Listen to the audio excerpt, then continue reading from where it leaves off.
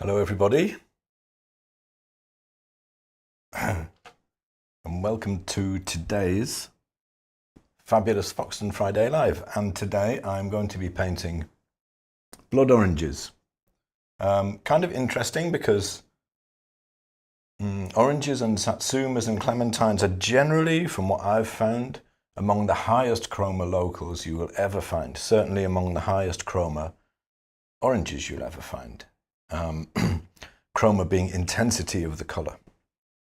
So that gives us an interesting challenge as painters, because we have to try to get the chroma high enough in the light areas, but also in the shadow areas. The value drops as we go from the light into the shadow, and the chroma drops too, but not very much. So we still need to hit the highest chroma that we can possibly get in paint in the shadows. Transparent red oxide is your friend. Just had an interesting question from Cohen, who just said, which do you prefer, transparent red oxide or quinacridone gold brown? It depends on the situation. So I'm going to be using transparent red oxide because it's a nice strong red orange. Could probably use quinacridone gold brown as well. I suspect transparent red oxide is a little bit cheaper. Those quinacridone pigments can be really expensive. So today is going to be fun. I'm going to, I think what I'll do is, probably be a good idea to do what I did last week. And let's see if I can get up ChromaMagic so I can show you a couple of things about the colors that we're going for, because today is kind of an interesting subject, because not only do we have the challenge of the orange itself, I've also sliced it, so we've got to get those colors, or try and get those colors right on the inside too. And also there's a lot of reflected light, because the light that comes in and hits the side of the orange reflects into the background on the right hand side, and also into the cloth on the right hand side. Okay, so it would be really interesting to see what ChromaMagic tells us those colors are. So I'm going to switch ChromaMagic on so you can see it. And let's have a quick look.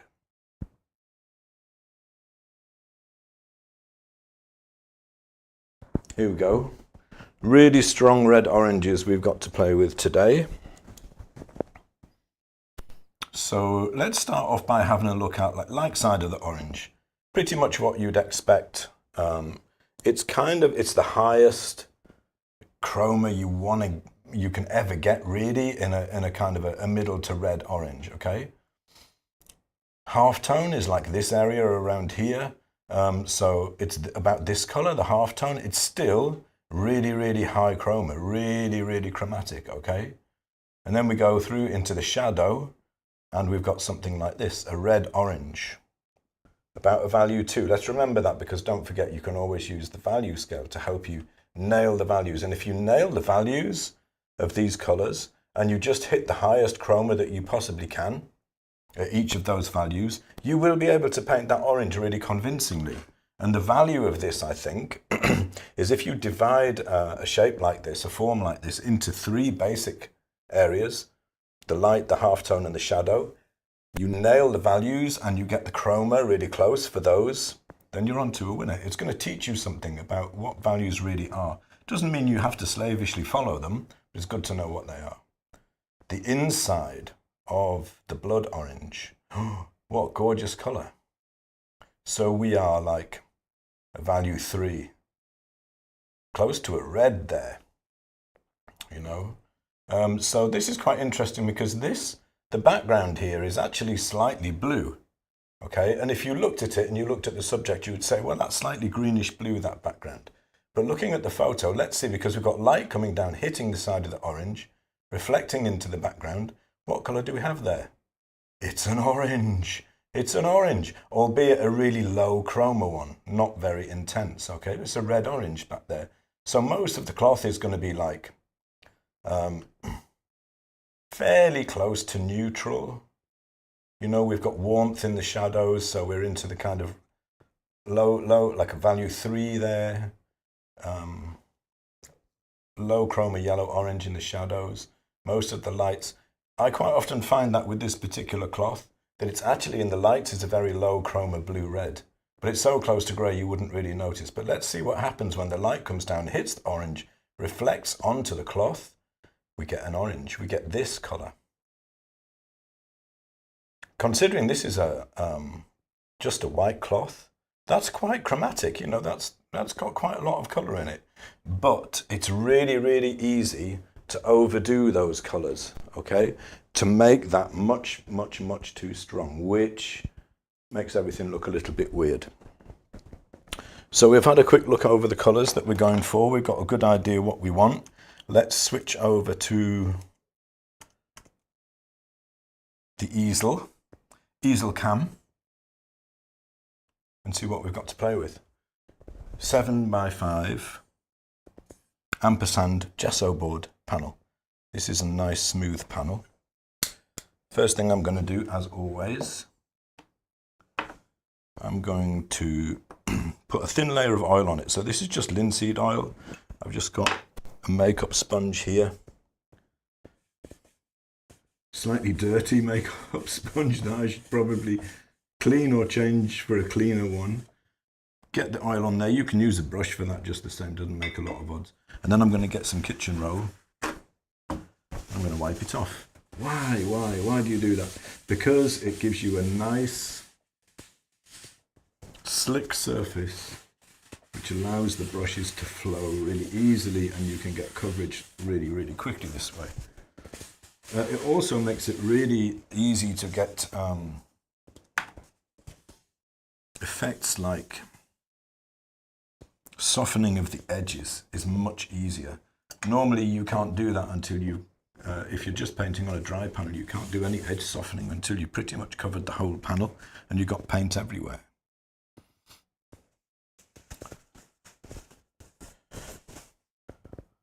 Okay. So I'll catch up with the comments in a little while.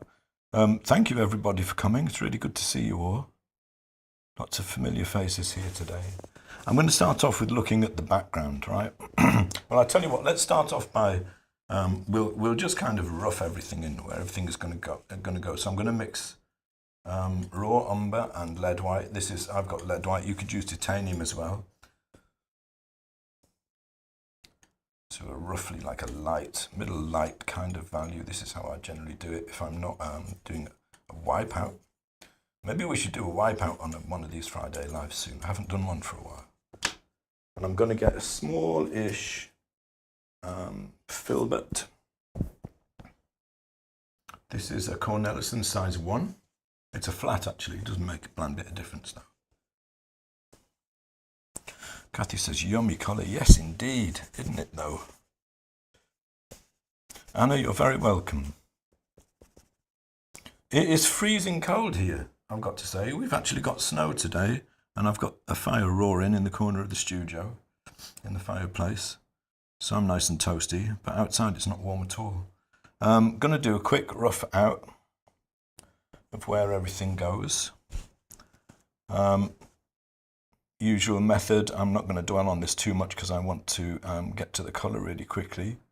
But we're basically highest, lowest, furthest, left, furthest, right. Now I like to have a kind of visualize a rough sort of a grid of dividing the panel into something like 4. And then I'm just going to rough out the shapes of the oranges first. So the one at the back, furthest left, furthest right point, somewhere over here. Highest point is somewhere over there. The lowest point is going to cross about here.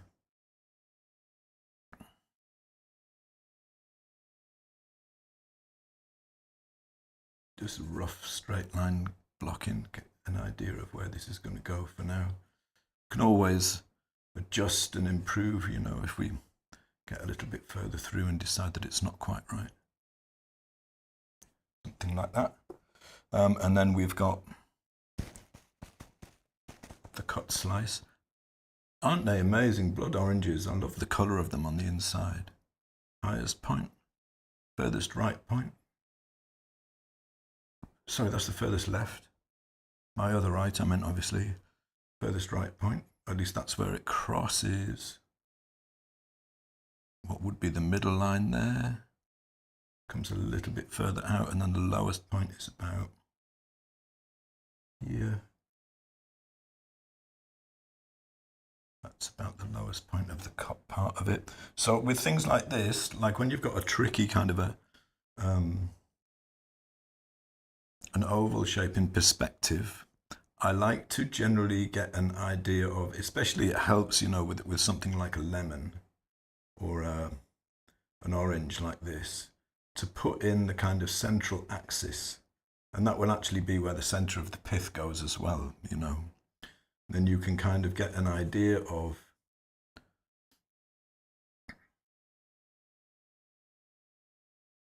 the orientation of that shape before you kind of get into the painting, because they're quite reasonably, I would say, reasonably tricky shapes to paint, and this allows you to get, you know, reasonably close to it off the bat. And then the curve of the bottom of it, you can see a bit more of it around here, down like this. I'll take out some of those construction lines so we can see it a little bit better.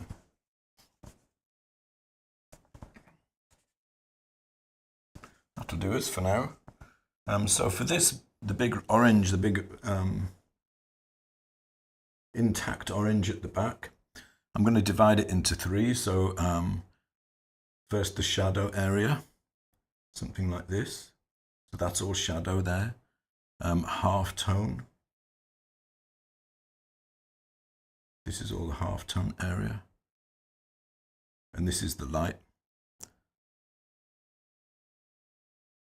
I would probably say that almost the whole of the top area of it here is half tone. It's going to get a little bit lighter over here because the light is coming down like this, you know, but this area here has much more light hitting it than that area there does. So that's probably going to be half tone-ish. Let's get an idea of where the cloth goes. Back there. Here's our background area. That's too high. Division between the ground and the background. I'm roughing it out pretty quickly because I just want to get straight into actually putting some paint on. I'm doing this mostly because it is, you know, it hopefully is going to help you get a feeling for at least how I would rough out something like this in any case. Doesn't mean you have to do it the same way, but I do like to rough out where my cast shadows go. So this part of the orange, the cut half of the orange, is casting a shadow which goes up like this, back towards the background. So this is all shadow, that's all cast shadow there. And then this orange is also casting a shadow on the background. Kind of comes down like this. That's all shadow as well. Good to know. So, you don't need to, I don't think you need to rough out much more than that. I mean, you could do a detailed roughing out, but I think it helps just to get the main kind of orientation of the shapes and then decide what's light and what's shadow. And then after you've mixed your colors, it makes that an awful lot easier, you know, to get right. So the general background color without the reflected light is about a middle value. Here's my value scale. So I want about a value 5.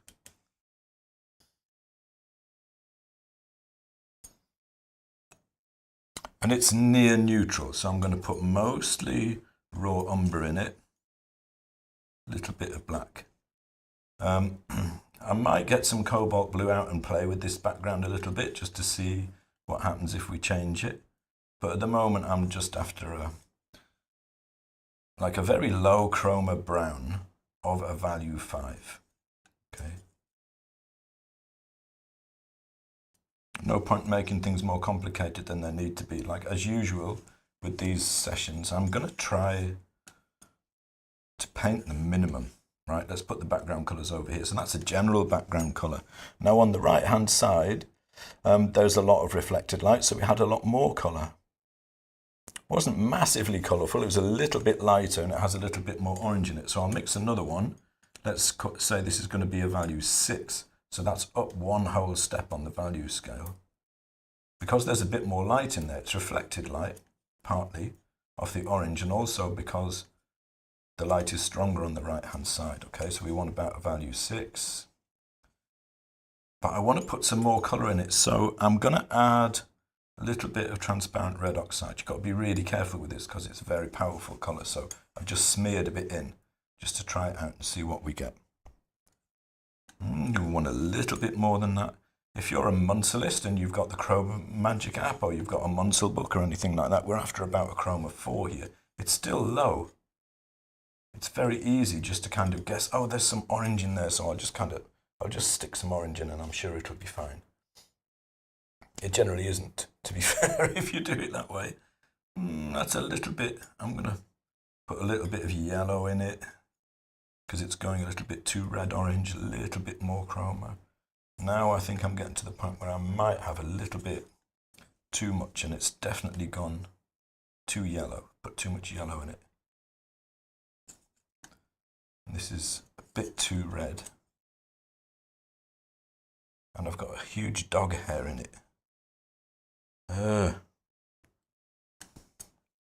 She's been in here acting the fool all day, and I've been trying to get my work done. Let's try it. I think that might be all right. So it's a little bit lighter, but not much. I can always mix between the two. And then the shadow, this big shadow area here, that's a really low value. So that's like about a value 2 on the value scale. So it's going to be down here. I'm just going to get raw umber. And that's a little bit darker than a value 2 if you put it on the value scale. So I'll add a tiny bit of white to make it slightly more opaque, and it will also bring up the value a little bit. So considering that it's actually a piece of blue paper, you know, all I'm mixing is oranges. Also see I'm laying out the palette like low values at the bottom, middle values, and then we'll get to higher values there later on. So we can paint this background area now.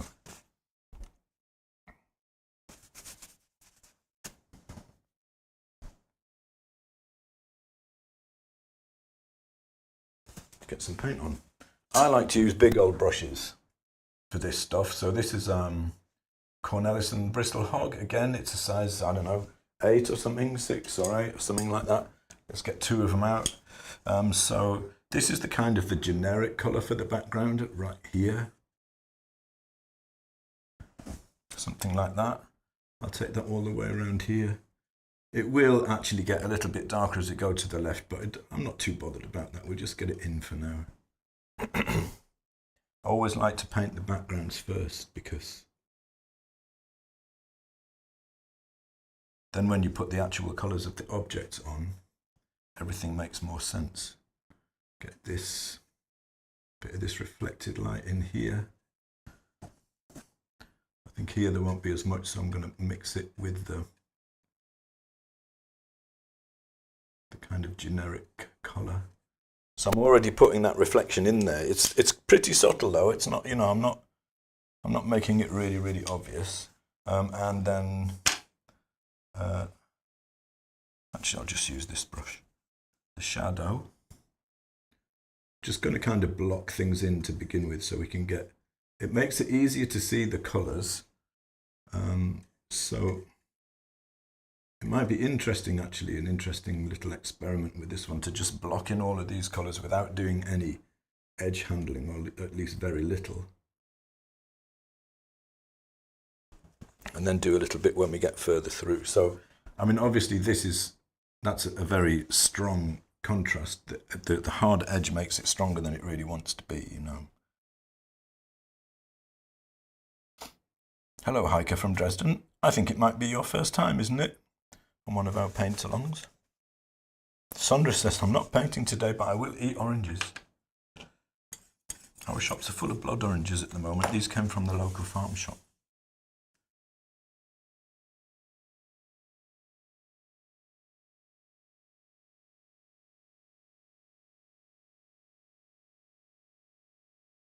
This says, what happens to the last week? It's come around so quickly. I know, right? Those weeks do fly by. Cloth. Let's think about the cloth. So I want, most of the cloth is, I'm just going to put like a general color in for most of it. I don't want it to be too light, not as light as the very lightest areas of the cloth, somewhere in between, because there's there's quite a lot of folds in it. I'm going to go like about value 7 to an 8 for most of the cloth.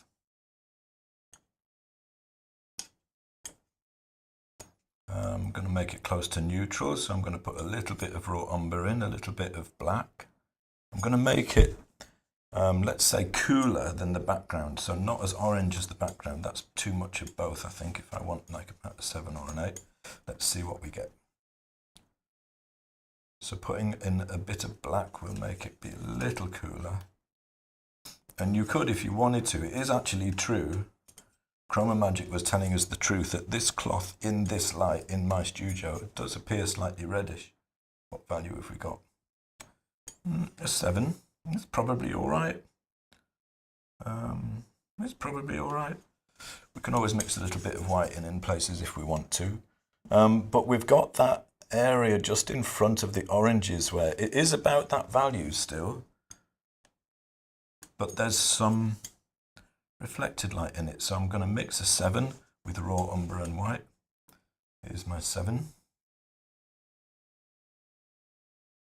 Roughly the same value as I've got here.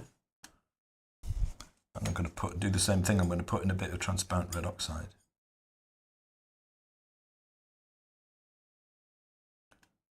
But this time I'm also going to put in a little bit of quinacridone rose. I think I did last time, didn't I? But only because I put too much yellow in. Quinacridone is just to send it a little bit more red, because the cloth kind of goes that way anyway, a little bit. Again, I don't want to make it too strong. What's the value I've got there? About a 7, that's probably about right. Maybe it could be a little bit lighter than that. I might make it slightly lighter.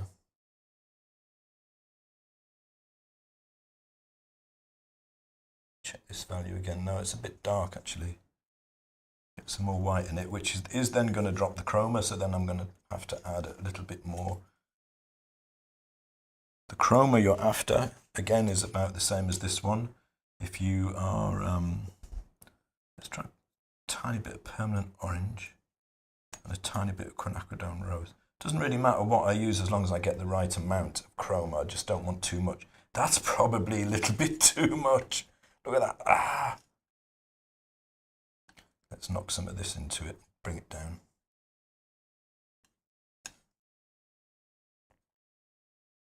Might be a little bit too reddish. Check the value. It's about a 7, not too bad.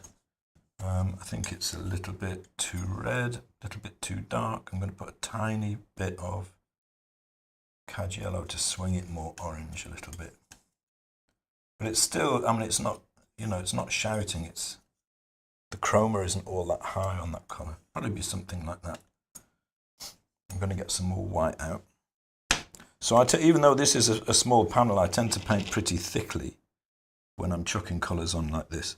Another thing I've noticed about this white is costing me a fortune, this lead white, because it's Old Holland. And I have a feeling that I'm using a lot more of it than I would with the Rublev, and it makes me think that it doesn't affect the mixes as strongly as Rublev lead white does, but we'll see. Let's get a couple of fresh brushes for this. Decent sized ones again. Cornelison, hog filberts. So let's see how this looks. The thing is, none of these colors, the colors that I'm putting in, especially in the area where there's reflected light off the orange here, none of them are going to make any sense, really, until the orange goes in. But I wanted to do it, partially I want to do it this way around so that you can kind of get an idea, go a little bit lighter at the front here, of what these colors actually look like before anything else goes in, because it makes it much easier to see them. Notice I'm not painting any folds at all. I'm pretty much just whacking in big general shapes. Go a little bit darker there at the back, mix a bit of the background color in. And then we've got this cast shadow. Now, because the local color of the cloth is lighter in value than the local color of the background, this cast shadow here is going to be a similar color, but it's going to be slightly lighter. So we will get the same brush, we'll mix a little bit of white into this, and we'll whack that in as well. So there should be a slight difference in value between this one and that one. Probably haven't quite got it enough yet, but not too much. You know, you want to be careful not to overdo this, because it still needs to be noticeably darker than this.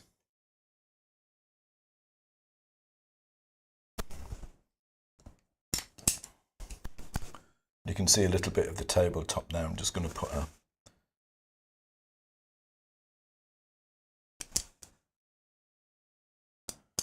general value in there. It's going to be about a value 4. Mix up a value 4 raw umber and white. A little bit of chroma with some TRO and maybe a little bit of yellow.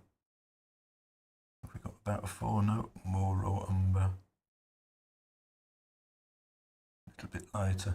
I mean, this bit doesn't really matter too much. It's just a little bit of the table that you can see there. It could be, that table could be any colour at all, and it wouldn't make any difference to the painting. Composition, it makes a bit of difference though, but not a huge amount. Okay, so ordinarily now what I would do is I would start treating these edges, but I'm not going to do that today. I'm going to mix up the colours for the orange and put those in, at least the main whole orange. And then maybe we'll do some edge handling before we put the final orange slice in. Let's see, we'll see how we go. You can vote if you want. Let me know if you want to get for me to cover the whole panel with all of the colours that we actually need before I do any blending. The reason I like doing this when I do live streams is because it shows you the importance of edges and what a difference they make.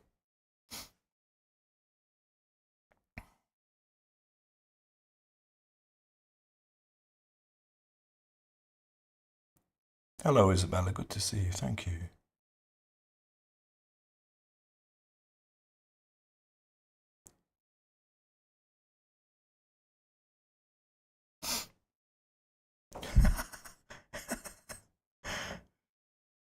Natalia, I love your little emojis. I don't know where you get them from, but I love them.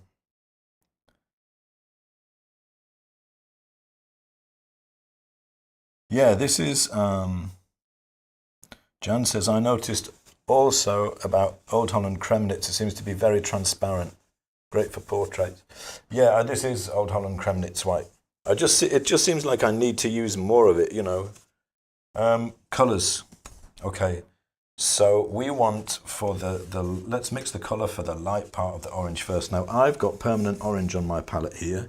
Very, very high chroma orange. But you can also get really, really close to it just with quinacridone rose, like a blue-red, and cad yellow. Or you could also get quite close to it with a cad red and a cad yellow, although you won't hit quite the chroma. So let's see, what did I say the value that we wanted was? It was like value 7, I think, wouldn't it? We wanted on the light side of the orange. So let's check what value this is. Now this is very hard to see for sure because it's such a high chroma color, but it's actually a little bit lighter than a 5. Okay. So this needs to come up in value, like quite a long way. But not only does it need to come up in value, it needs to go a little bit more towards a yellow-orange than it is at the moment, which is handy because that means I can use cad yellow to bring the value up, which also won't lose me any chroma. Keep bringing this up with the yellow until I get about See, that's actually probably higher chroma than I need, but I'm going to go with it anyway, because, you know, I just want really high chroma. Is that about a 7? Hard to check. It's hard to see for sure. I think it's a little bit dark at the moment, but I don't want it to go any more yellow, so I'm going to sacrifice a small amount of chroma to bring it a little bit lighter with white. See, again, it's like this Old Holland Kremnitz white. Hardly makes any difference to the mix at all.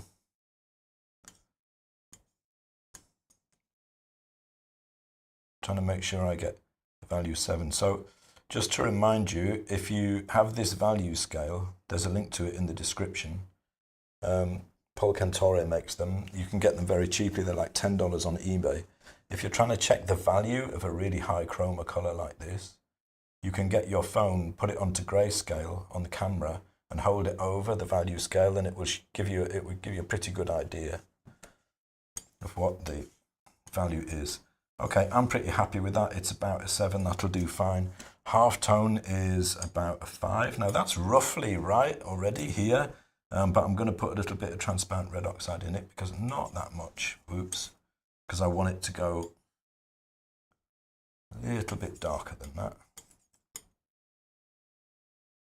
Again, you can do this with quinacridone rose, cad yellow, and transparent red oxide. So the quinacridone rose and yellow mix get you close to a permanent orange. Not quite the chroma, but close. So I think I want like about a value 5 probably here. I think that's a bit too dark. Yeah, that's more like a 4. Bring some more permanent orange in. The reason I'm trying to avoid putting white in, if I can, is because white will drop the chroma. And with this particular subject, I want to keep the highest chroma that I possibly can all across the subject. So let's try not to put too much or as little as possible white in. So I don't think I need to use any white for my halftone color. Might end up too strong, you know, but I would rather overdo it. That's getting closer to a 5. I think we might still be a little bit dark.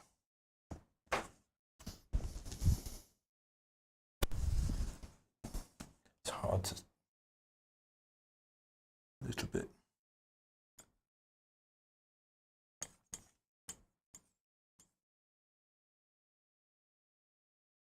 I think that's looking better. I think the permanent orange on its own would be a little bit too red orange and a little bit too light. I'm going to bring that up with a tiny bit of white because I don't want to...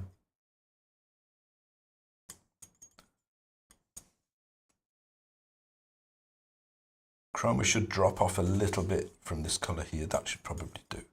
So it's about a value 5, halftone, but it's still really high chroma. So the shadow color we want, the value we want is like a value 2 or a 3, like it's right down here, around this area here on the scale. So if I just get transparent red oxide out, let's see what value that is.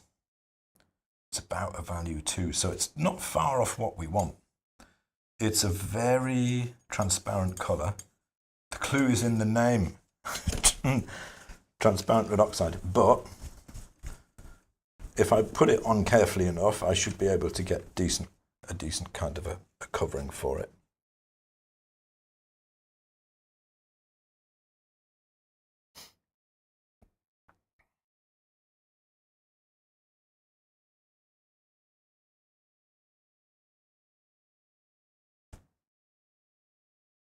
Also, you've got to be careful with permanent orange. It's a bit like the phthalates. I inadvertently got some on my fingers earlier on, and I'd actually covered my laptop and pretty much everything else around me before I noticed, and had to spend quite a bit of time cleaning up. Yeah, Denise, this is Michael Harding Permanent Orange. Oh, Tasha's already told you that. Thank you, Tasha. Cover the whole panel, Laura says. An interesting experiment to see the unrelated edges, Kate says. Then this is what we'll do. this is what we'll do. Hello, Susan. Good to see you. Painting with Fanta. I am indeed. Tango. You know when you've been tangoed. Do you remember those ads that they had to take off the TV where they had the little guy painted orange and he went around slapping people and it said, you know when you've been tangoed, and then kids started doing it at school and they had to, you know, obviously kids are going to do that. How did those advertising executives not realize that that was going to happen? Or maybe they deliberately did it for that reason.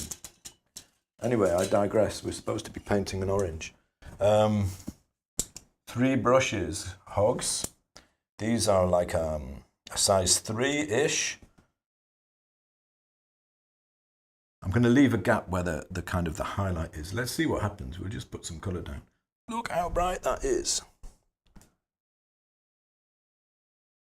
So I'm pretty much a fan of just, at the beginning, you know, simplifying drastically and just getting the thing down, and then sorting out the small stuff later. I'm going to leave a little gap for the highlight, just, you know, a little bit of the panel showing just so we can see high value there. It's going to go up around here. So what I'm doing at the moment while I'm thinking about this is I'm envisaging this orange as having 3 planes, half tone. I'm feeling this might be a little bit dark still, but let's put it down and we'll see.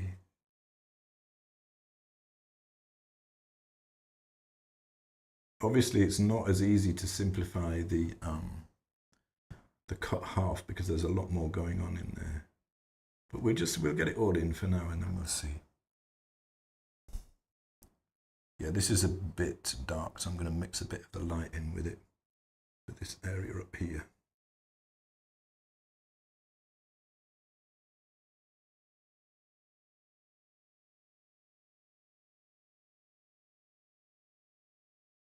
Now it's too light.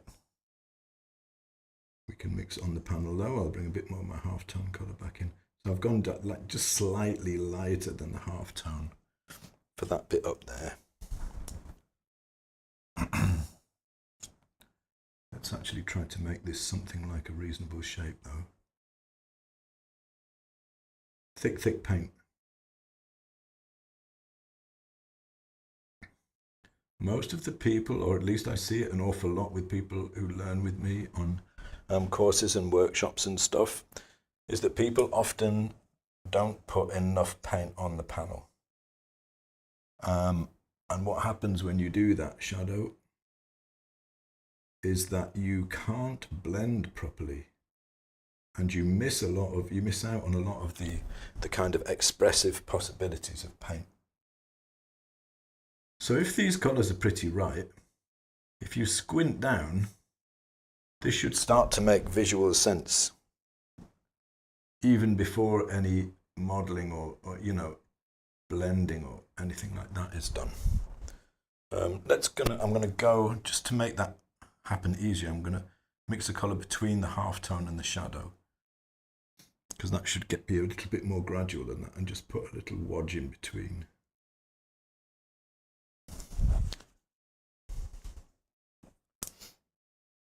And then it gets a little bit of almost shadow like on the other side, because this part of the orange is facing away from the light a little bit, just as it goes into the dent. Bring my light round again. And then I'm going to put in the highlight now. I'm going to use a separate brush for this. It doesn't want to be just white. It wants to be, I'm going to mix white with a little bit of yellow to keep some chroma, with a little bit of the colour of the light part of the orange. Now, what I want here is, it wants to be very light. It wants to be like about a value 8. My white is a 9, so almost the white, but not quite. With a slight yellowish orange tint to it. Let's check my value. Is it an 8? Yeah, it's about an 8. Let's pop it on. Not quite white. So what you're looking for at this point for something like this is the colour's looking roughly right. If you squint right down, does it feel like it's starting to appear? And these what look like very bright colours, you know, that I put on in the cloth in the background, they don't look so bright now, do they? They look really muted now. Because now you're seeing them in relation to the extremely bright colours of the orange. So they look entirely different. And actually they look like they're about right. You know, that does feel like reflected light here, and this feels like a bit of reflected light up there. I think my shadow colour is maybe too dark with this TRO, so I'm going to lighten it a little bit with some of the halftone colour. But there's also, don't forget, around the light, the outside left edge, we've got a little bit of reflected light bouncing off. I'm not sure what something on the other side of it, so I'm going to just bring in a little bit of the halftone colour there as well to bring in that bit of reflected light. It's looking all right, colour-wise. You know, if it looks like anything like right at this point, then you're fine to just move on. Halftone needs to come a little bit further around. The other nice thing about working on things at this point, like this, is that you can decide the divisions of the halftone and the light and all that kind of stuff a lot more carefully at this point. It's because they're so easy to see. You know, I'm not getting into any kind of modelling, form modelling or detail or anything like that, but that colour's looking about right to me.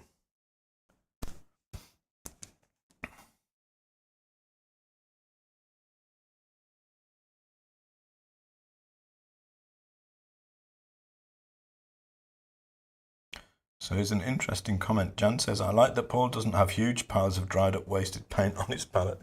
I mean, to be fair, it's because I clean it every time, but also if you can hit good colour, you know, with your first run through of a painting, you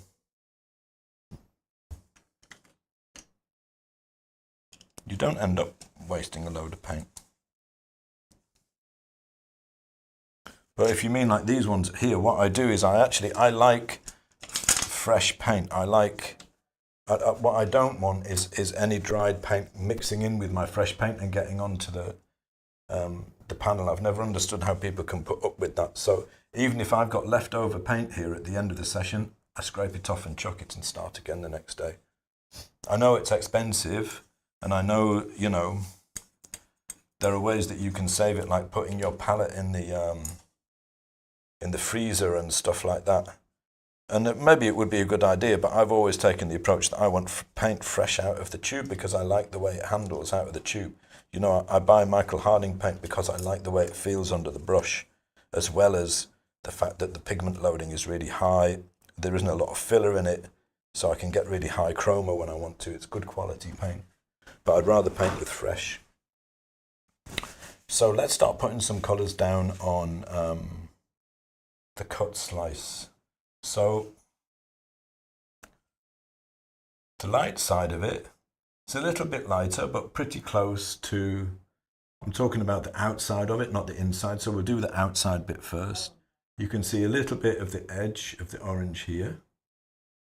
It's basically the same, you know, and then it will go around to half tone.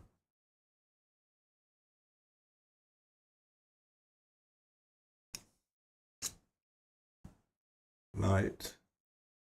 Halftone really helps if you can conceptualize the form this way.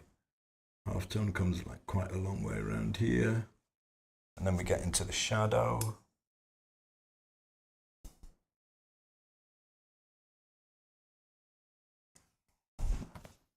And that already starts to read as a curve, and this read as shadow because we've already got the colors in here to kind of define that.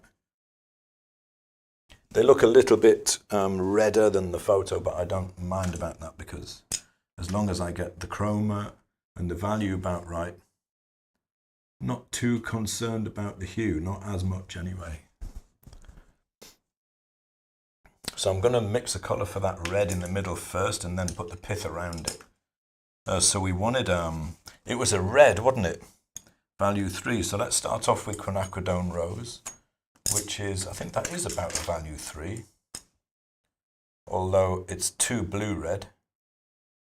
It is about a value 3, but it's 2 blue red, so I'm going to mix in, I want it to go a little bit more orange without adding too much chroma, so I'm going to bring in a mix of cad yellow and transparent red oxide to about the same value. A little bit of quinacridone rose. I mean, I want lots of chroma. I mean, I could push the chroma harder. So transparent red oxide and cad yellow gives me a more orangey mix of a slightly lower chroma, but the same value, right? Bring in some of the quinacridone rose. And it's like, you could call it like a brick red. It's a slightly orangey red, but it's about a value 3, which is pretty much what I want. I'm just going to stick the colours on as I mix them now. Let's get a nice brush for this, a slightly smaller hog. All of my hogs are pretty worn, by the way, but I kind of like them like this.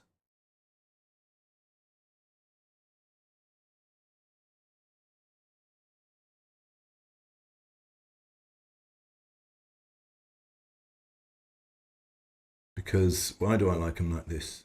Good question. Because, I like life in the paintings and brushes that maybe make a few random marks around what you're actually painting that are perhaps slightly harder to control. You know, they add a bit of a random element, and they stop you getting too fiddly and finicky too soon. Well, that looks pretty good. Maybe slightly dark, but not too bad.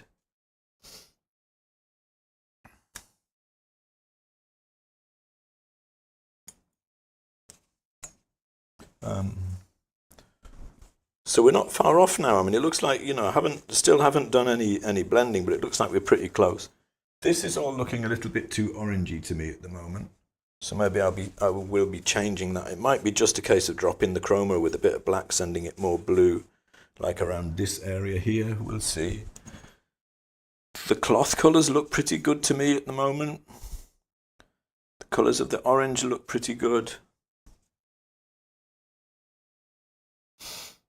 Hello, Mariana. Good to see you. Such fun painting oranges, Mariana says. Yes, indeed. By the way, I saw all your wonderful paintings that you did for the Strada Easel Challenge in January.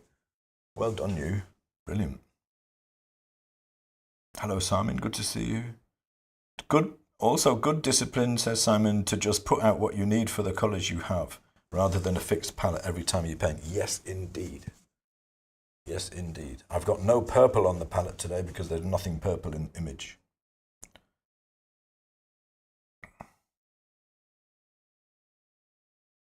Jacqueline says, I've tried to save paint using many techniques with limited success. I'm realizing it's really worth the effort. I know what you mean. How are the colors looking, do you think? If you squint down, you got to squint. The other good thing about having to squint in order to see these colors is that is what you want to be doing anyway when you paint, because it helps you simplify. It's gone a little bit like orange. Sneak a bit of the color of the light side of the orange, because it'll mix with the paint in there. Goes a little bit more orange there. But I like to save like the little touches that, you know, you think really make it live. I like to save those right at the end, because it's not so much those little touches that make it live, it's getting the majority of the color really good. That's what makes it live. My perspective is slightly out, but not to worry. See, you can start to feel the shape in there now. Whoa, I just cut myself with my palette knife. Ow! Ooh, that hurts. My palette knife is so worn from mixing on this glass palette that the blade is really sharp now. Just stabbed myself in the finger with it. Ow! Okay, what was I doing? Oh, the pith. So round the bottom it gets really, really light, like a yellowish kind of color. Really close actually to the color of that we used for the highlight. It's not too different to that. High value, not too much yellow in there, just a little bit. So to bring the value down just a touch, I'm going to bring it and drop the chroma a little bit. I'm going to put a little bit of raw umber in it as well, because I want it to be about a value 8. I don't want it to be like right up the top of the value scale. That's about right, that'll do. Oh, I've properly gashed my finger. Hang on a minute, I've got to wrap this up with some kitchen roller. I'm going to get paint in it, which would not be good.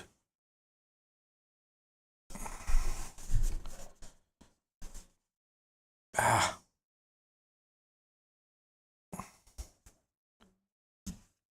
Stopped hurting now anyway. I could actually, this seems rather apt. I could actually get some blood into my blood orange. Ow though. No, it does hurt still. Anyway, we'll soldier on. We must suffer for our art, right? Let's get some smaller brushes for putting this in. I'm going to use small synthetic round. Actually, I need a bit more light on this panel, that's better. Now some of the colours don't seem, maybe the colours are a little bit light in places. The cloth I'm looking at, maybe the cloth is a bit light, and the background too actually. So I'll do a bit of adjustment of that once we get into it. But round here, I've got to paint, try and paint without using my index finger now, which is slightly tricky. So this is like a value 8, it's a low chroma yellow for the pith around here. I'm just going to whack it in, just the general colour to start with. And then I think we probably want about the same colour.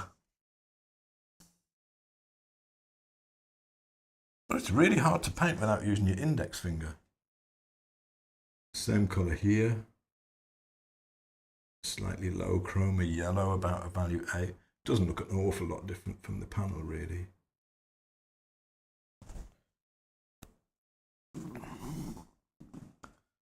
Got some lower chroma. Like a brown coming into it here as well. Bring that in a little bit.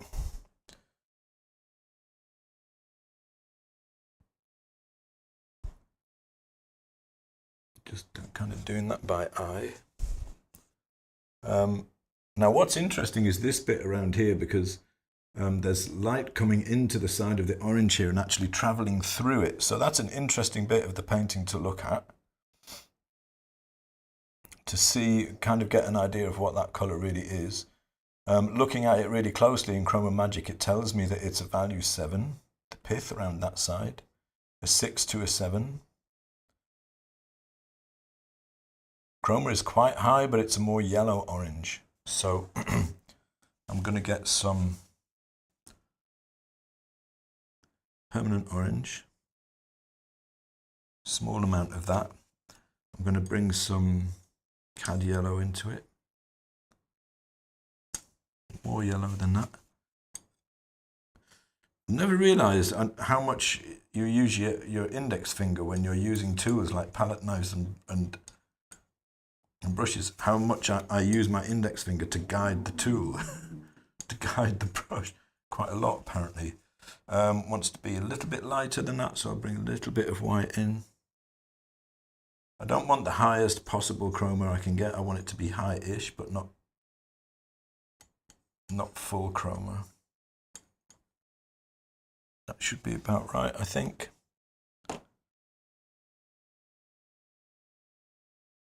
Let's suck it and see. Put a little bit round here.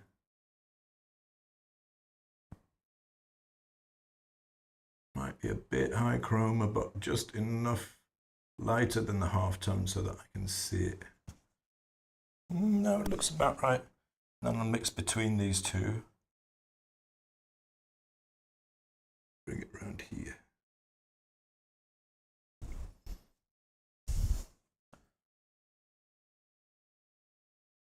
Yeah. too bad. And then a slightly darker version of it. Slightly lower chroma, which is round on the other side. Just bring a little bit of TRO into that mix just to drop the chroma and the value a little bit. And that's around here. So I'm just trying to make sure I get pretty much the right color in the right place for the pith.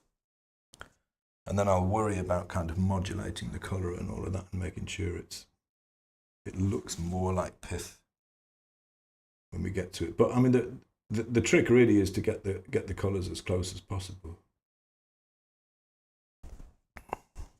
And then it will be pretty much right. This is too light, I can see that now. So I'm going to bring this area of the pith here. So I'm going to bring some raw umber into that and drop the value a little bit.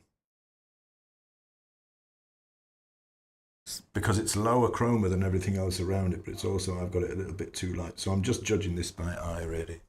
That looks a bit better, I think.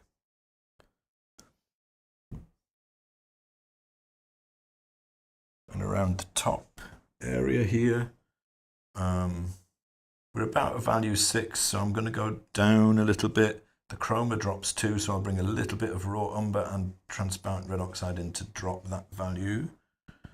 Around here, this part of the pith that we can see is a little bit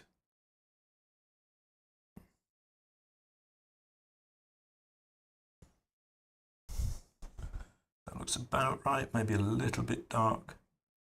Bring a bit of the white in. So the main thing that differentiates the pith is that the chroma is quite a bit lower.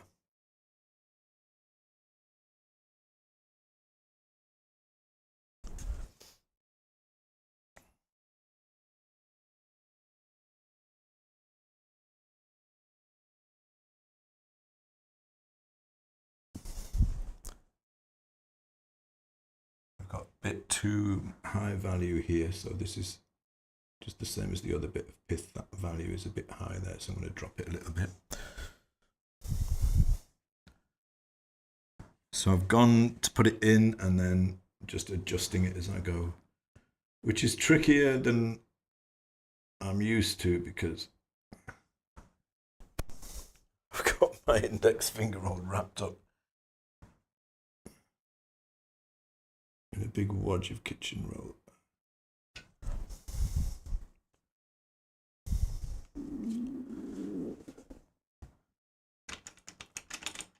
But we're pretty close now, I think.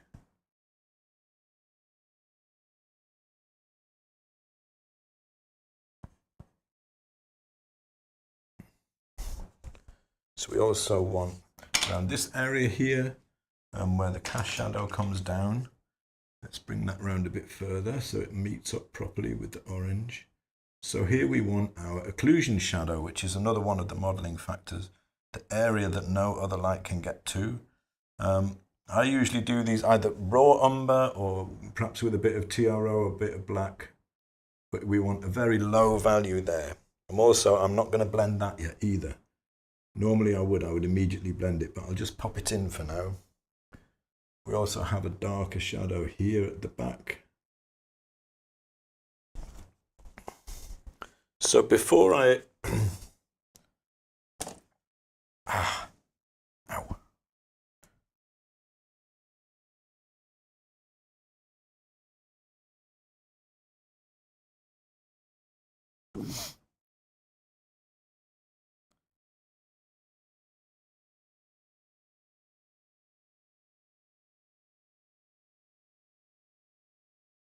Try and catch up with some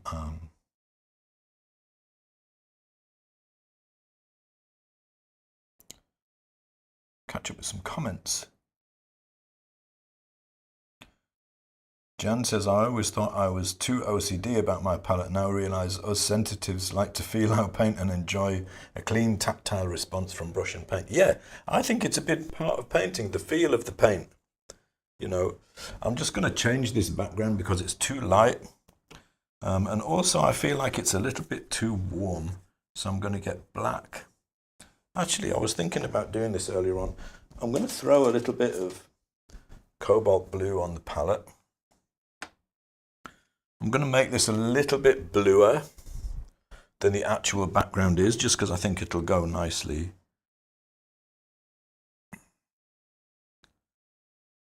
So I'm just going to darken it a little bit of blue, black, some raw umber, some white. Let's see what kind of value that would be, because it's going to mix obviously with what's already there. I mean, I'm not going wild with the blue. I just want to modulate that color a little bit, make it a little bit darker, make it feel right. Relative values are a little bit out now on the cast shadow. Here, I feel like this needs to be darker. So let's bring the value of that cast shadow down a little bit with some raw umber. See, it's good. I mean, this is like a way that you can use the ChromaMagic app to give you a good idea for a starting point. And then, you know, I do think it's really important to develop your eye as well. For relationships. So in the workshop that I'm teaching at the moment, we are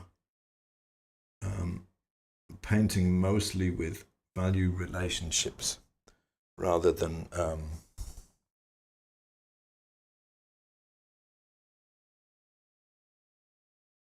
trying to get, like, looking at things with ChromaMagic and trying to get exactly the same values. I'm going to drop the value of this a little bit because I think that needs to come down too.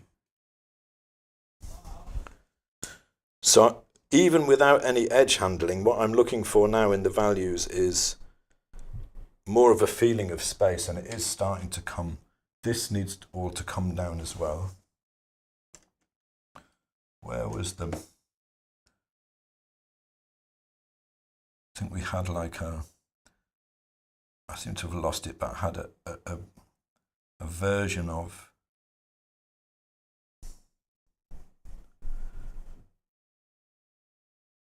color for the cloth that went slightly red. It's too dark. So I'll put a tiny bit of TRO in it. I want all of this just to come down a bit. So I'll deliberately bring it down a little bit too far, and I might put some little details in that are slightly lighter. So I'm squinting down, I'm trying to get the values about right. So with these changes I'm making, they're not huge changes. You know, I mean, the painting is very rough as well. I haven't done any edge handling yet, but just by balancing the values better, it's starting to feel more like a real space. So, oh, I got some of my blood. I've used some of my blood for the reflected light at the front there. I think that needs to be a little bit darker as well. This area here of the reflected light. We'll bring a little bit lower value in here too. Oh, I've lost too much chroma. It's a delicate balance. Is that too dark? Yeah. I think mostly because I used the wrong brush. I'm going to wipe that off because it's a bit dark and a bit too low chroma, not quite the right color. And this one is a tricky one to get right, so I'm going to take that out. Actually, it doesn't look too bad now. Just want it to be somewhere in between what it was and what I just made it. Just want that feeling of that the reflection, the light coming down, hitting this and then reflecting onto the cloth. Slightly darker on the right side of the background now. I'm going to go a little bit cooler. I'm going to bring a little bit of blue in it. This bit round here. And then when we get round here, we've got the reflected light. So all I want to do there is drop the value a little bit.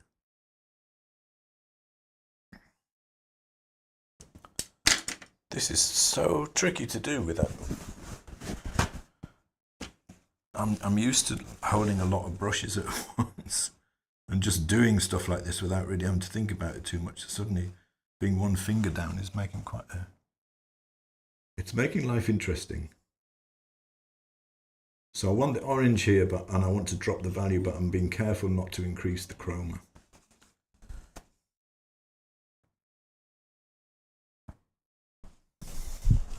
Yeah, that's looking better, I think. The chroma is probably a little bit high here, but not too bad. Let's sort out the shape of the orange a little bit here so it starts to look a bit more believable. Right. No edges have been harmed in the making of this painting so far. Now we're going to do the edge thing. This is when it really starts to change.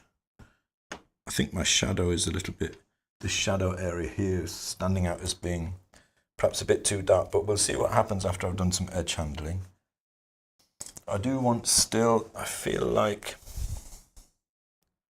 I need to bring down this cast shadow a little bit. Yeah. See, so much is down to just getting the colors right. You know, and value and chroma is such a big part of that. Slightly darker here, maybe, I think. That shadow there will go down just a little bit.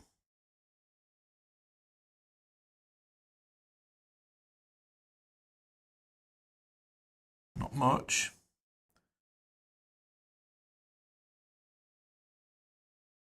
And then I'll start to play with the values and we'll see what, with the edges, sorry, and we'll see what happens. Yeah. My perspective is a little bit out here on my orange. But not to worry. Tighten this shape up a little bit here.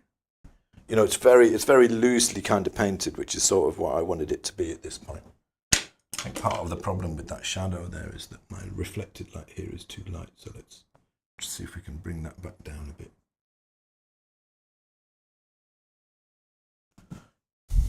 Yeah.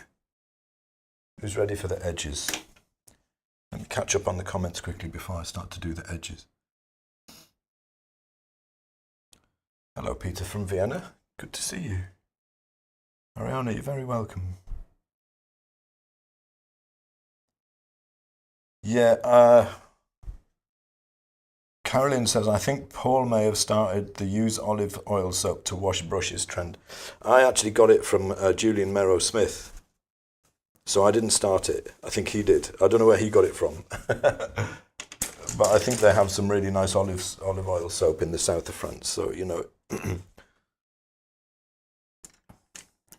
maybe it was just there. So that's what he started to use.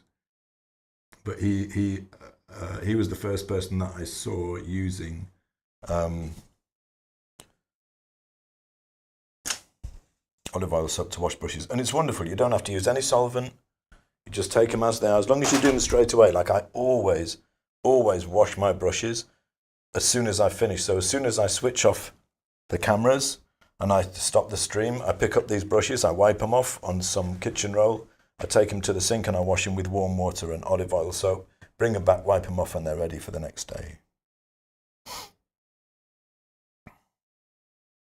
Julie says, don't get lead white in your cup hole. Yes, I'm attempting to avoid that happening, which is why I've wrapped it up, so I don't get any paint in it. Cohen says, I feel like there was a wasted opportunity to paint a blood orange with real blood.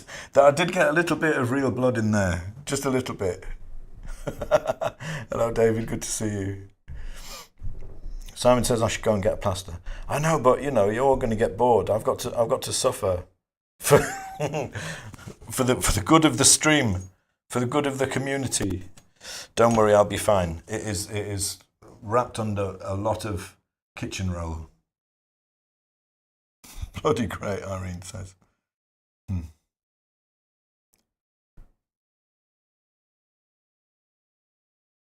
JB says, whack it in and clag it on. Absolutely. Obviously, I'm quite behind on the comments of where everybody is at the moment. But you can see, hopefully, like, you know, those colours are close enough that you can start to read the forms.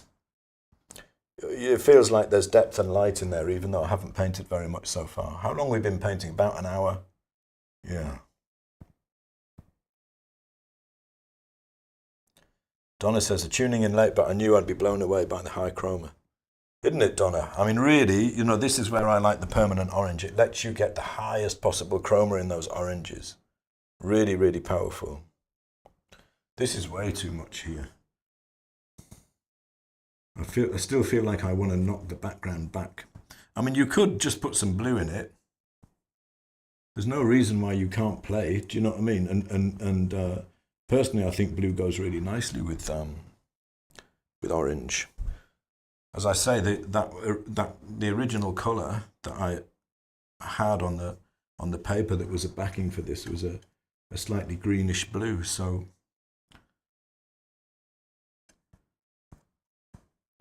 put a bit of cobalt blue in there. No reason why not. I'm going to lighten that a little bit so the cast shadow shows a bit more. I mean, obviously I'm playing, but I enjoy this part of the process. You can go much more. You can be much more adventurous than the color with this if you want. So I'm bringing down this reflected light here. I'm bringing down the chroma because it felt too much. It looked like it wasn't really convincing me that it was real, but now it looks a lot better. Like reflected light like that, if it's really shouting at you and it's really obvious, it's probably wrong.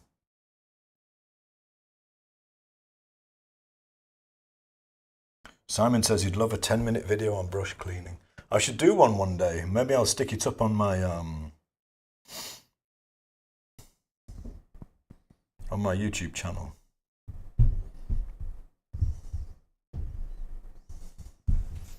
Donna says, what do you think of Chinese yellow paint? I use it to glaze mostly. I can't tell you because I've never used it.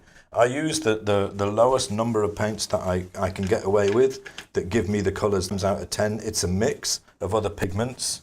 You know, I mean, if you check, not always, obviously, but if you check the pigments, they quite often have 2 or 3 different pigments in, and you can just mix it. You know. Laura says blue is opposite on the colour wheel. Yes, indeed. I like to call it the hue wheel, but it is indeed. I feel like I've kind of got a little bit closer now as well. So Laura says, did anyone notice what the colours are? Yeah, sure, I'll run through it again for you quickly. Lead white, cad yellow, permanent orange, quinacridone rose, transparent red oxide and green gold, which I put out and actually haven't used at all. I didn't use the green gold. Raw umber and black, and I've also put a little bit of cobalt blue into the background, but not very much. Cohen says, can we get 50% off your online course if your followers swear by blood oath? If you paint a blood orange with your own blood, you get a 50% discount off any course for a day. How's that? Listen, I'm going to start doing some edge handling. I'm going to get a nice soft brush. So this is a worn synthetic flat. So let's start with these nice big cast shadows, okay? So the thing about a cast shadow, my basic method of edge softening is to hatch across it, to wipe the brush so it's dry again, and then drag. So I'm going to do this one, but the thing about cast shadows is that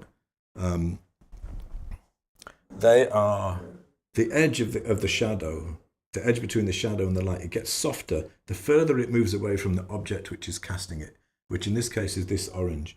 So I'd use bigger hatches here, and they get gradually smaller as we get closer to the orange. Wipe the brush off and then drag across. And if you've got enough paint on, this doesn't work if you don't have enough paint on. If you've got enough paint on, you get this lovely soft edge. One edge done. Same thing here, cast shadow. Bigger hatches at the back, getting gradually smaller as we get closer to the edge here, closer to the object. Wipe the brush off and drag in the opposite direction to get these lovely soft edges, you know. You can do it as many times as you want, except that obviously every time you do it, you pick up a little bit of paint, which is why you want this insurance policy of having plenty of paint on there in the first place. Let's soften between the shadow and the halftone. I usually soften that a little bit less. Why? Because I want a clear separation of light and shadow. But you want your terminator here, which is basically where you go from the light into the shadow, from the halftone into the shadow. That does want to be slightly softened, okay?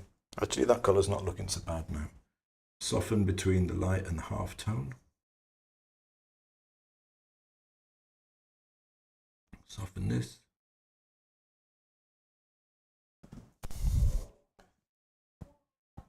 blend a little bit around the highlight so that it doesn't look quite so hard-edged. We're getting there. Just a bit of softening here. And something I like to do is, anytime something is in shadow, I soften the edge. So the edge between the orange and the shadow, I will obliterate that as much as I can. Really soften that edge. Helps to create the impression of depth and life. See, this is where it all happens. You saw how simple the blocks were of colour, you know, and then just by softening the edges between them, you get life. You don't need to mix loads and loads and loads of different colours to be able to model form like this. Here with shadows, so I'm going to soften all of this. I overdo that softening, if anything, just because it gives it so much life, right? We wouldn't have a hard edge here, would we, between these two, because that's in shadow, right? So we'll soften this edge. Anything in shadow, soften the edge. It's like a mantra. And then suddenly this starts to pop forward from the shadow because we've got a hard edge here. So if anything here, because I've got an edge in light against an edge in shadow, I would go back in and make that even harder. Where's the brush I used for that? Here he is.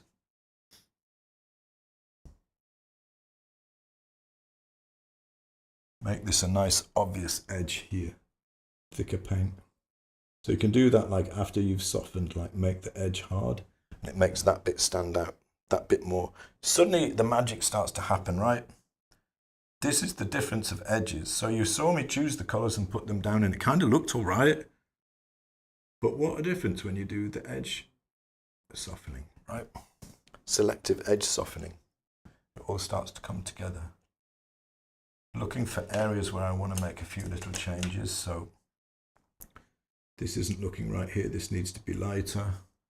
And my pith needs to come a little bit further round here.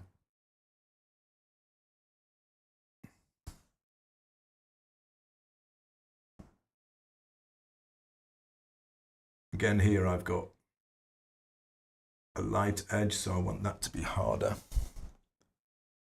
I need to use my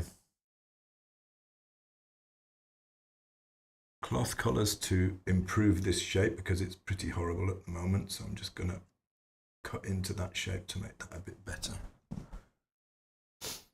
It's all happening. This is the fun part.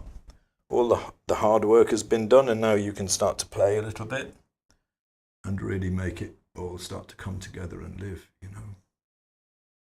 Still just painting patches of value, but if the colours are right, it's almost like you can feel that there's folds there that I haven't painted, right? And that's just down to the colours. So this edge is soft here. I want that to be hard. I want a hard edge there. So background colour that we had there, I seem to have lost it, so I'll mix a little bit up. It was had a little bit of that orange in it. Get a hard edge here because we're in the light. So this, I'm doing all of this before I think about any details at all. You know, the thing will start to work and it will start to live without any detail. Just with good colour and edge handling, you know, and halfway decent drawing. See? Shadow, soft edge. Light, hard edge. Makes it live.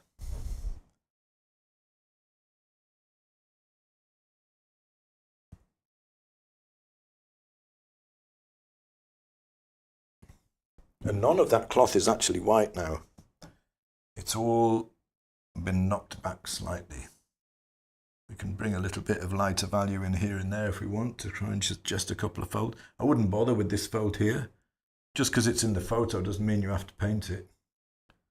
You know, I personally wouldn't bother with it because, you know, is it going to make the painting any better? Well, probably not. So why bother with it? What will make the painting better? Nailing these values, the value relationships and the subtlety of the reflected light. That, all that stuff will make the painting better.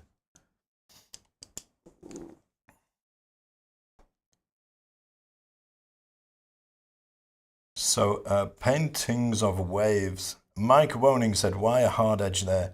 Can you tell me which edge? Because I don't always see the comments in the same at the time when they happen, if you know what I mean. So I have to kind of bounce from the painting surface to the comments and try and keep up, which I generally, to be fair, do an awful job of.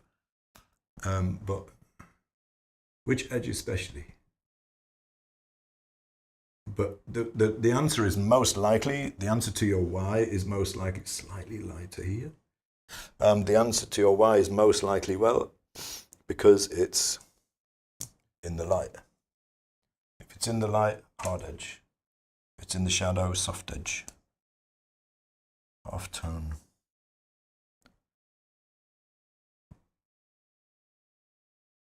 Could possibly be a little bit darker there.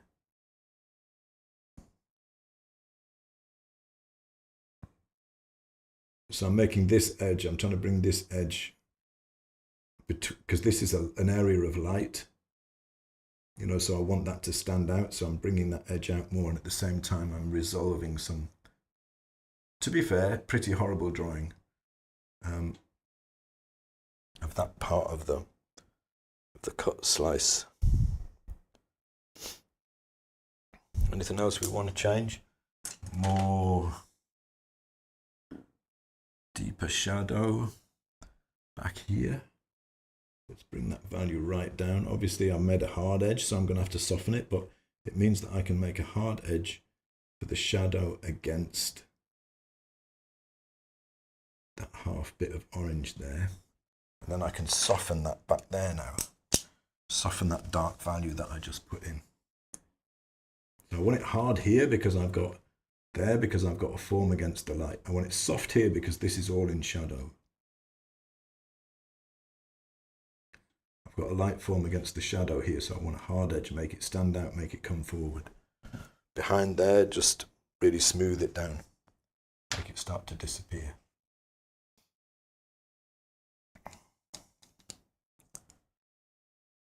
The magic of colour. You can do so much with it. You know, let's put a few little details on the surface of the blood orange to make it look like there's some light hitting it. So there's some little like white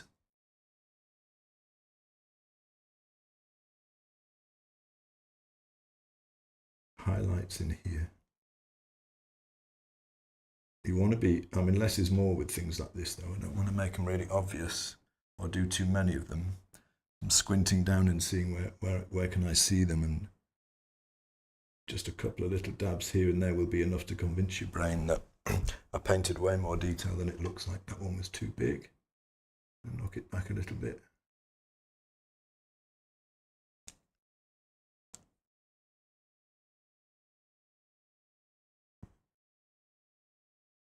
And it's very easy to just, you know, get a load of white paint and think, oh, there's loads of these, so I'm just going to do it all the way around.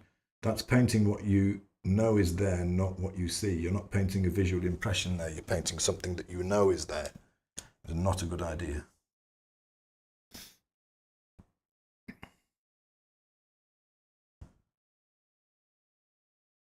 Like painting, you know, when you're painting leaves, it's really, really easy to end up painting a kind of an idea of a leaf. Almost like a child's painting, a child's drawing of a leaf shape. Your brain forces all the leaves that you're painting to go in that direction, even though you don't want to do it. I mean, it's incredibly frustrating, but it happens. You've got to watch out for it.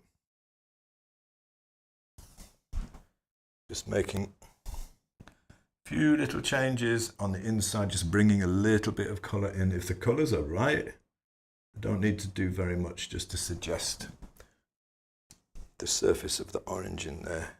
The pith is still a bit light in there. So there's a dark area here I don't have.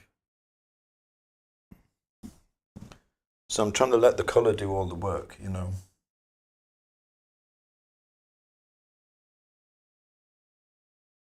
You know that old saying, like, colour gets all the credit but value does all the work. Well, me personally, I agree with that to an extent, but I see value as a part of colour. So if I get the colours right, by which I mean if I get the relationships between them, if they're good, then I don't have to worry about painting detail. Trying to sort out the shape of this orange a little bit there. It doesn't really matter, but it's just nice to kind of get it a little bit better. Okay. So I hope that I've achieved my goal for today, which is a couple of things really. Firstly, to show you how to mix those really high chroma oranges, and they are incredibly high.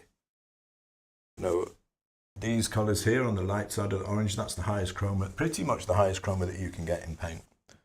Can't get much lighter than that.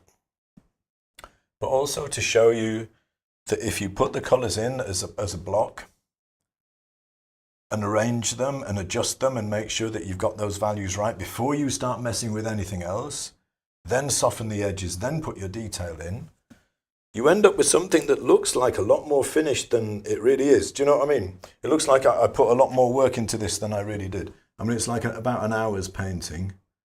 Obviously, I was busy doing other things at the same time, like trying to keep up with the comments and talking and dealing with a gash in my index finger.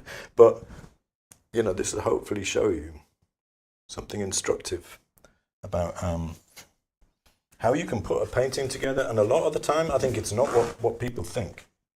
It's not about the detail. It really isn't.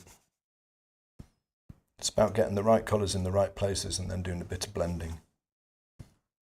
And bang, the form appears. I mean, obviously this is just a sketch.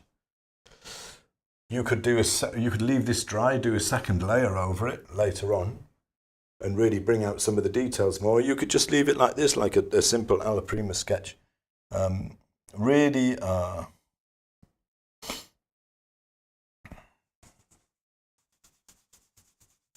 you can go as far as you like.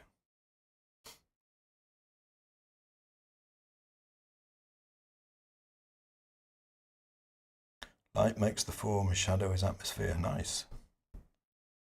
The right edge of the orange, yeah, so that hard edge, it's basically because this form is in the light, so I want a hard edge. I know people often say, well, that's a curve, that edge is curving, so you should make it soft.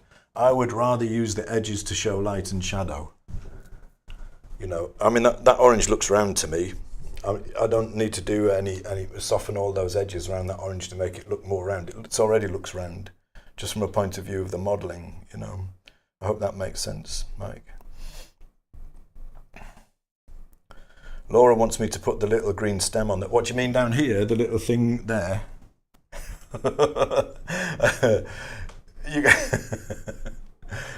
What was I just saying about, you know, about values though, and what? All right, I'll put it in. Actually, because then I'll get to use my green gold.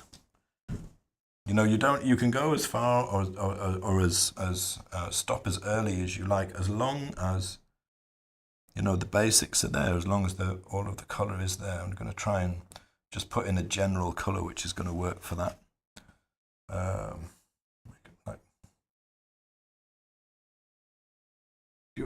I think you're being quite cruel, making me paint detail when I'm really struggling to do it because I've got a dodgy finger now.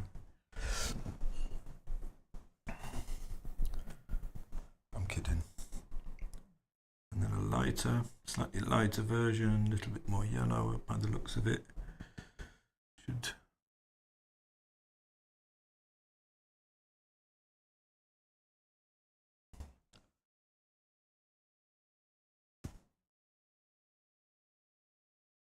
And it is a little form on its own, so I'll give it a little shadow on the shadow side. A little bit of raw umber, too dark.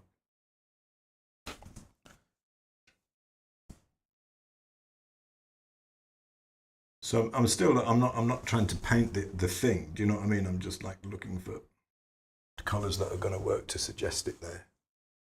I should probably also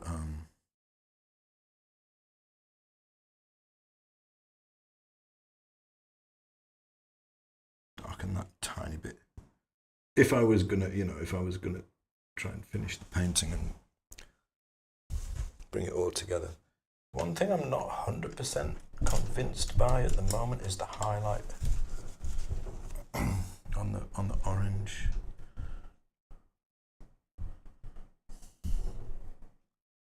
Just the shape of it, more than anything. Shape doesn't feel quite right. It's not helping to describe the shape of the orange. It's just sitting there. Now it's too light. Let's mix it in a little bit. That's better, I think. We're done. It looks sexy. What, the orange? A sexy orange.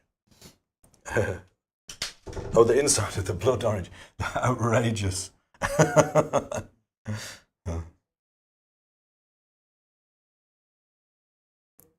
Jacqueline says, I call these final details jewellery, always the very last thing to add. Yeah, I mean, those things, like, you think like, oh, the little details that are going to really make it pop. They don't really, though. I mean, they do, but they rely on everything else being right. It's like you've got to have the scaffolding underneath for those little bits to work, you know, for them to suggest what you want them to suggest. So you've got your little green stem now. It's belly button, yes. Yeah, so I finally did use a tiny amount of the green gold that I got out today, so at least there's that. It wasn't a complete waste. Look how bad my oval is. How bad the drawing is. Like my cut half of my orange is actually at a different angle than the one in the painting. I'm not particularly bothered though. I hope you enjoyed today. I hope it was fun. Don't forget, if you want to know ahead of time when all of these live streams are going to happen, you can either, I guess you could subscribe to the channel and turn the notifications on, or you can join my email list, which I've just put the address for in the live chat. And I think it's probably, that needs softening a bit. It's probably in the description if I remembered to do it. Just this is like, you know, that should be slightly softer there. I'm firmly into fiddling mode now. This is when, you know, I love this part of a painting, when you know you've got most of it right, even just a simple color sketch like this. You start making little changes here and there and seeing if you can just do a little thing to just bring it, you know, make it look a little bit better here, a little bit better there. But anyway, I am going to stop because it's pizza time. It's Friday. I hope you all have a lovely, lovely weekend. And I will see you all again next week. Bye for now.